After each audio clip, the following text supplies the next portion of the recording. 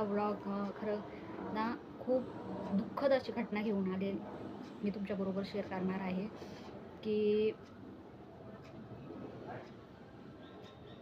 खरंच मला ना मी खूप हळवी आहे आणि मला ना ते ऐकलं ना की माझं नसतं असं छातीत ना असं धडधड होतं. ते कोणाच्या पण बाबतीत असू द्या बरं का, माझ्या फॅमिली असू दे किंवा अदर कोणी पण असू द्या, कोणाचं जरी असं ऐकलं ना तरी मला खूप वाईट वाटतं.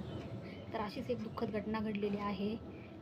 आपले महाराष्ट्राचे मुख्यमंत्री अजितदादा पवार यांचा आकस्मिक मृत्यू झालेला आहे. म्हणजेच की आज सकाळी 9 वाजता बारामतीमध्ये विमान लँडिंग करताना अचानक विमानाने पेट घेतला आणि त्या विमानामध्ये 5 जणांसह अजितदादा पण होते आणि त्यामध्ये ते 5ही जण जळून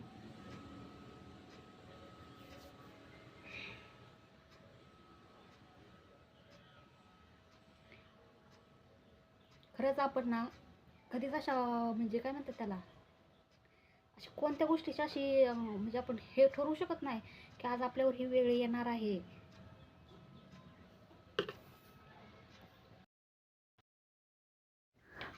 खरंच तसं बघायला गेलं ना, माणसाच्या आयुष्यामध्ये कोणता दिवस आपल्यासाठी काळा दिवस ठरून येईल हे खरंच कुठल्या माणसाला सांगता येत नाही. अजितदादांच्या बाबतीत पण तेच झालं असणार आहे. अजितदादांना पुसटशी सुद्धा कल्पना नसेल की आज आपल्या बाबतीत असं घडणार आहे. पण सकाळी विमान लँडिंग करताना क्रश झाले आणि विमानाला आग लागली आणि त्या आगीमध्ये अजितदादांबरोबर 5 जणांचा होरपळून मृत्यू झाला. खूप दुःखद वाईट घटना घडलेली आहे की ज्याचा आपण विचारही करू शकत नाही. ते असत्य परिस्थिती निर्माण झालेली आहे आणि राजकारणातील खरंच एक कोहिनूर हिरा हरपला आहे. महाराष्ट्रात आज खऱ्या अर्थाने गप्प झालेला आहे.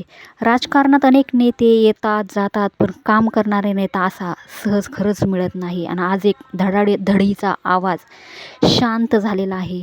रोखठोक नेता हरपला, असा नेता परत होणे शक्य नाही. बारामतीच्या मातीत ज्यांनी आपल्या कर्तृत्वाने घडवली, त्या बारामतीच्या लाडक्या सुपुत्राचा आज अखेरचा प्रवास आज त्याच मातीत विलीन झाला. रोखठोक व्यक्तिमत्व हरपलं. बोलक्या अजितदादांनी महाराष्ट्राला अबोल करून गेले. खरंच सांगायला गेलं ना, प्रत्येक ठिकाणी वेळेत जाणारा माणूस आज चुकीच्या वेळी गेला. आज नियतीच्या घड्याळांची वेळ चुकली हो दादा. तर खरंच खूप वाईट वाटलं आणि दादांना माझ्याकडनं भावपूर्ण श्रद्धांजली.